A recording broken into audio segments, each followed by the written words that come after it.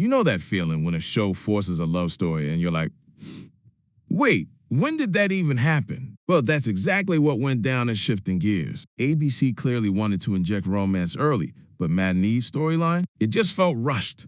Like the writers hit the fast-forward button on emotional buildup. Primetime sitcoms always seem to think they need a love story to keep things interesting.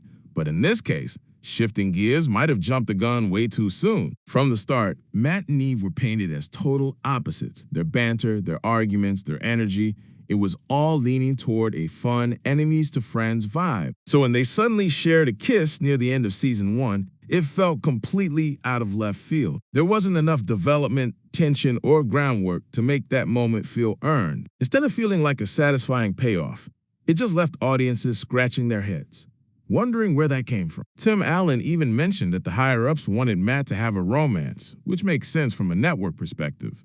But Eve's character ended up paying the price.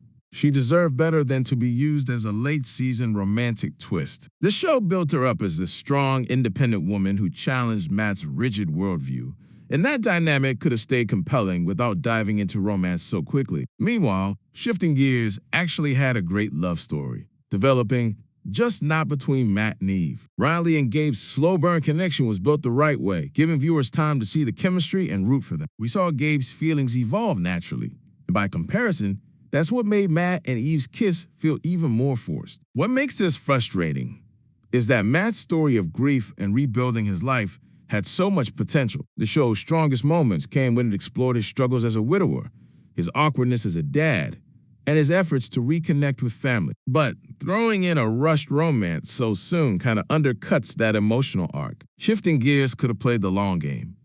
Let Matt heal, let the friendship with Eve grow, and then, when the timing's right, that love story would have actually meant something.